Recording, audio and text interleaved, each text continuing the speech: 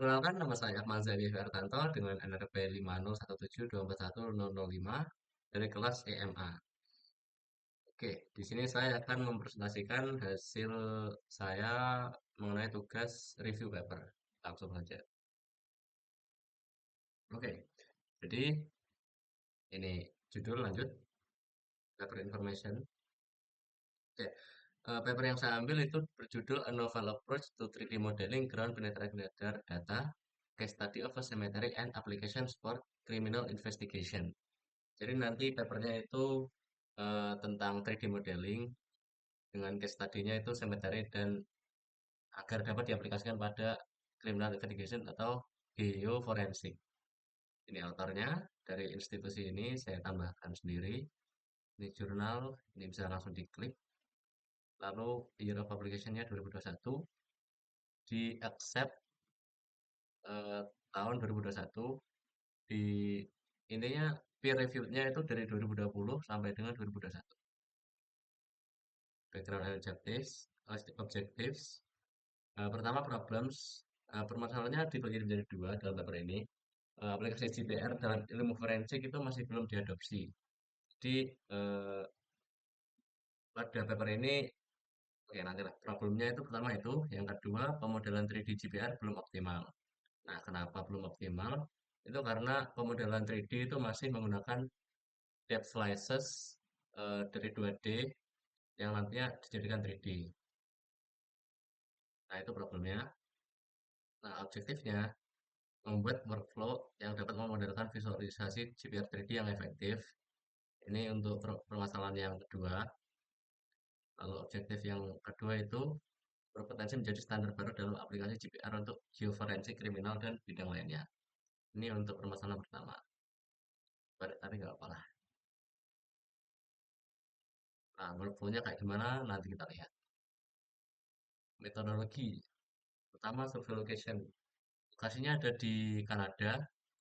Ini koordinatnya. Di Church of the Holy Spirit.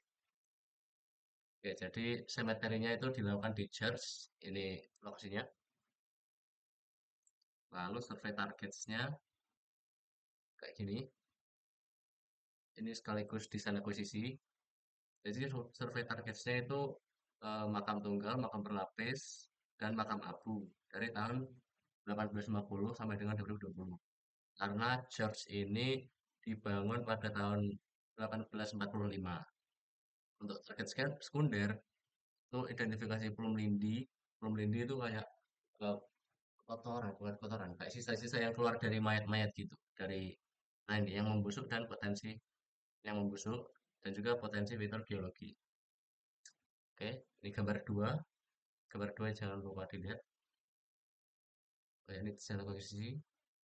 Untuk JPR sistemnya itu dari em, Sensors and Software Incorporated Pulse Echo, Pro Smart Card, milik Dalhousie University Bayesian. Nah, meskipun GPR ini punya GPS, tapi penelitiannya nggak dipakai. Dalam penelitian ini tuh pakai georeferencing manual, jadi nggak pakai GPS loper. Untuk frekuensi antenanya 200 MHz. Ini spesifikasi lain, tapi kita lanjut aja. Oh ya, permitivitas dielektriknya 20 sampai dengan 30. Nih, penting untuk nanti. Lalu data processing and 3D modeling. Nah, eh, paper ini menggunakan processing yang dilakukan oleh yang di outline oleh Seismic and Seismic 2013. Jadi ada tiga ini, workflow pengolahan datanya ditentukan, kedua itu menentukan parameter dan masukan yang tepat, ketiga mengevaluasi hasil dari setiap tahap pengolahan dan melakukan koreksi apabila parameternya tidak sesuai. Jadi dalam paper ini processingnya itu ngikut Seismic and Seismic 2013. Nah ini filter yang digunakan itu dual filter. Nah, dual filter itu digunakan untuk menghilangkan efek wow dan juga frekuensi sangat rendah. Atau, nah yang kedua itu spreading exponential correlated compensation gain. Yang ketiga background subtraction filter. Nah ini untuk 3D modeling. 3D modelingnya itu dari yang telah diproses dari Eco Project tadi ke Petrel dalam format XYZ dan amplitude. Jadi pertama itu setelah diproses tadi, diekspor. Nah, habis itu menggunakan depth slices per 10 cm sepanjang 4 mm. Sepanjang 4 meter. Jadi nanti hasilnya apa pemodelan itu 4 meteran.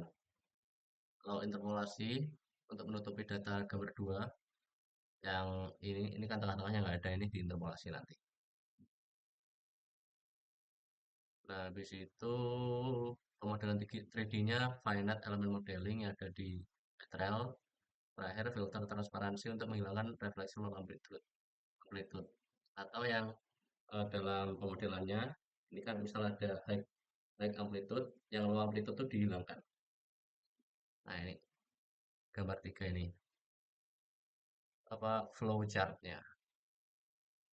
Di ini kan yang sebelum ini akuisisinya pakai reference, filter and gains, ini interpolasi tadi, ekspor ke 3D, dan lanjut. Results and findings. CPR key findings. Nah, tanda utama CPR yang diamati itu adalah hiperbola yang dihasilkan oleh sumber titik seperti peti mati. Tapi tidak cuma peti mati aja. Tadi ada target sekunder juga. Nah, yang belum diproses, hiperbola tampak tapi lemah dan terbatas hingga kedalaman sekitar 2,5 sampai 3 meter. Ini gambar ini. Ini belum diproses sampai 2 ini kan. Ini belum diproses. Habis itu setelah pemrosesan, hiperbola jauh lebih jelas dan terdeteksi hingga kedalaman 4 meter. Ini sampai 4 meter hiperbolanya jelas banget. Nah, setelah dilakukan pemodelan 3D, rentang nilai amplitudo dapat dilihat pada penambang bawah tanah.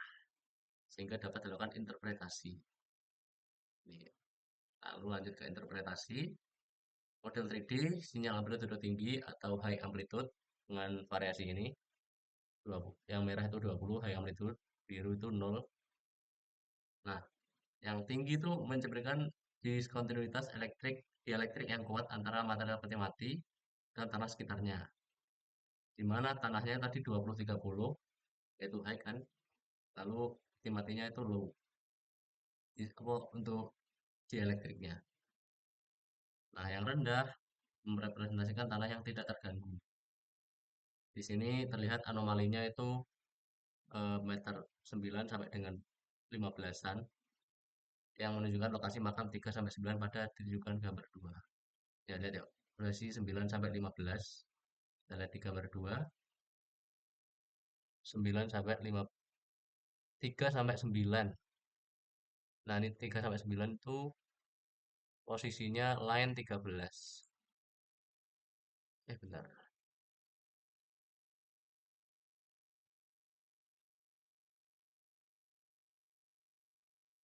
Ya, tadi saya lupa ngasih indeks ya. Nggak apa-apa. Lanjut. Metode validitas model. Nah, penelitian ini pola bawah permukaan yang teridentifikasi pada model 2D dan 3D dibandingkan secara langsung dengan dinas resmi pemakaman yang memuat lokasi setiap makam.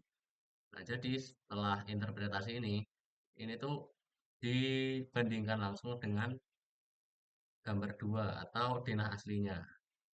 Ini kayak gini, ini kan line 13 ya. Line 13 itu di sini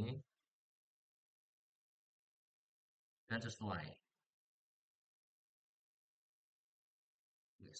antara sinyal amplitudo tinggi dan lokasi makam yang tercatat dalam denah mengonfirmasi validitas metode pengambilan data, pemrosesan, dan pemodelan. Technical discussion, ini frekuensi and penetration depth. Nah, pemilihan frekuensi ya 200 MHz itu dinilai tepat karena kedalaman penetrasi yang dicapai itu sekitar 4 meter. Nah, 4 meter ini cukup.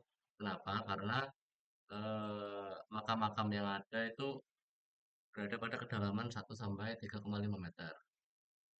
Nah, resolusinya juga memungkinkan diskriminasi objek berukuran peti mati. Lalu penetration depth-nya bisa dilihat dari permitivitas dielektrik lokasi survei yaitu 20 sampai 30. Itu kecepatan lambat gelombang EM-nya 0,055 sampai 0,067 meter per nanosecond. time window-nya 100 nanosecond. Nah, penetrasi dua arahnya itu 2,75 sampai 3,35 m meter dua arah. Sehingga kedalaman satu arahnya 1 sampai 1,37 sampai 1,67 meter. Nah, meskipun pencitraannya kurang lebih 4 meter, ini harusnya 4 ini. Nah, ini memungkinkan karena kondisi tanah yang relatif kering selama survei. Di papernya juga sudah dituliskan kalau cuacanya itu cerah 13 Juli 2019, sehingga mengurangi ada fluktuasi sinyal. Nah, untuk processingnya itu udah tepat, pemilihannya juga urut berapa, rangkaiannya itu DWOW, SEC2 gain, dan background subtraction. DWOW itu untuk menghilangkan jadwal, SEC gain karena biar di gain lagi karena ada atenuasi, background subtraction menunjukkan hiperbola lagi, lalu EM propertinya itu eh, menghasilkan refleksi yang kuat, jadi cocok.